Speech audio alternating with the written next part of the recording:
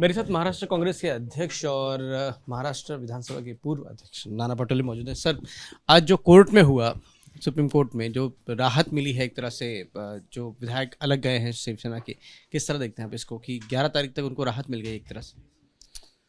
देखो, ये राहत का मामला नहीं है कि इनको सबसे बड़ा प्रश्न तो राज्य में जिस तरह से पॉलिटिकली अस्थिरता निर्माण करने का काम जो केंद्र में बैठी हुई बीजेपी की सरकार कर रही है, जिसे महाराष्ट्र में किसान का भी प्रॉब्लम खड़े हो गए, बेरोजगारों के भी प्रॉब्लम खड़े हो गए कि अग्निपथ जैसी योजना में जो युवाओं में उस योजना के विरोध में जो गुस्सा था, उसको इस तरह की एक पॉलिटिकल महाराष्ट्र में भूकंप कर पूरे देश में उसको सुलझाने में केंद्र की सरकार यशस्वी तो होगी कुछ समय के लिए, लेकिन जो आग अग्निपथ में आज युवाओं में लगी है उसको कभी भी वो बुझा नहीं सकेंगे। एक रही माननीय सुप्रीम कोर्ट ने आज जिस तरह से जो मैं देख रहा था कि 11 तारीख तक इस सब मुद्दों का उन्हें समय दिया है, 11 तारीख तक को नोटिस इशू किए हैं।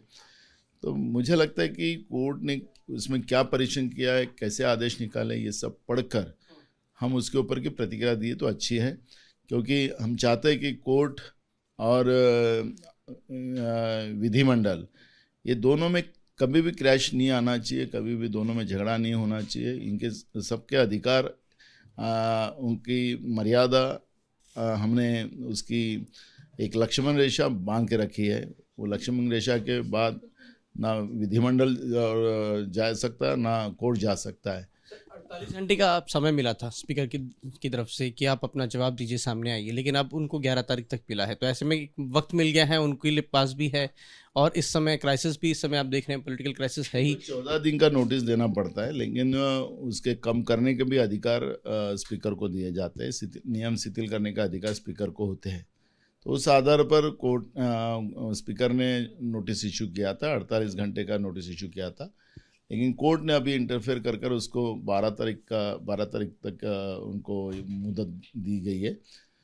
तो मैं ये कहता हूँ कि पहले कोर्ट का एक्चुअली फैक्ट क्या है, कैसे ऑर्डर्स क्या है, वो पढ़ के उसके ऊपर अगर हम रिप्लाई करें तो अच्छी होगा। एक और सर ये था कि डिप्टी स्पीकर के खिलाफ भी प्रस्ताव जो है उस पर भी कहा गया कि इनके खिलाफ ही प्रस्ताव है, ये कैसे फैसला कर सकते हैं, इस पर भी है, हालांकि इस पर कोई फैसला नहीं है। देखो, आरोप लगाने का लगाया गया था कोर्ट पे, इसलिए कोर्ट पहली तो एक बात ऐसा है कि कुछ पुख्ता का कारण होना चाहिए कि हम लोग अविश्वास स्पीकर के विरुद्ध में डालते हैं, तो इसमें कोई पुख्ता कारण था ही नहीं। उन्हें अविश्वास डालना करके डाला था और एक रणनीति के आधार पर वो डाला गया था, क्योंकि उनको पता था कि अगर हम ये अविश्वास नहीं डालेंगे तो ये हमारे पे कार्रवाई करेंगे, और फिर अविश्वास डाला तो ये कार्रवाई कैसे करे। तो इस तरीके से एक प्लान बना गया था, एक स्क्रिप्ट बनाई गई थी। उस स्क्रिप्ट के आधार पर इस तरीके का अविश्वास की कार्रवाई डिप्टी स्पीकर के विरोध में करने का काम बंडखोर एमएलए के माध्यम से बीजेपी ने की थी। सर, एक आखिरी सवाल ये कि सुप्रीम कोर्ट में अपनी सुरक्षा की बात भी कही कि उनको सुरक्षा जो है, उनकी जान को खतरा है, जिस तरह से बातें की जा रही है, तो सुप्रीम कोर्ट को ये कहना पड़ा कि सुरक्षा की व्यवस्था की जाए उनकी। देखो, आसाम में भी केंद्रीय पुलिस दल की पुलिस सिक्योरिटी उनके साथ लगाई गई है। महाराष्ट्र में भी हर एमएलए के घर के सामने, जो बंडखोर एमएलए उनके घर के सामने लगाई गई है। एक्चुअली कानून व्यवस्था संभालने का पूरे अपने अपने राज्यों के अधिकार ये राज्यों का है। केंद्र का हस्तक्षेप जब राज्य सरकार ने उनके ये पूरे अवाका के बाहर जब ये मामला जाता है, तब राज्य सरकार की तरफ से मांग की जाती है और तब केंद्र सरकार उसमें हस्तक्षेप करता है। राज्य में ऐसी कोई परिस्थिति नहीं कि कायदा सुव्यवस्था की बिगाड़ है और जो राज्य सरकार के हाथ से निकल रहा है, तो भी केंद्र सरकार ने केंद्रीय पुलिस दल भेजकर जो बंडखोर एमएलए हैं उनके घर के सामने पुलिस केंद्र की पुलिस लगा दी है।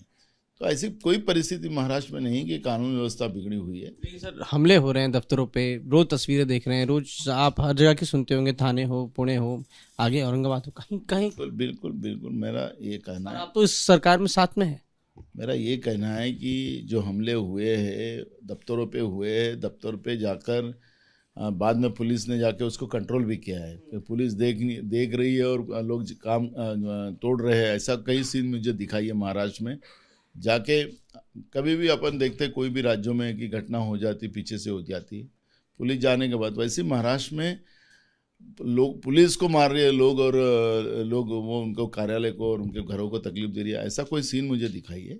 ऐसी घटनाएं हो जाती गुस्से में, उनके एरिया के लोगों ने उस तरह की घटना की गई है, लेकिन वो कंट्रोल के बाहर नहीं है। मेरा कहना है कि मैं उस बात का समर्थन नहीं कर रहा हूँ कि जो घटना है उसका समर्थन मैं नहीं कर रहा हूँ।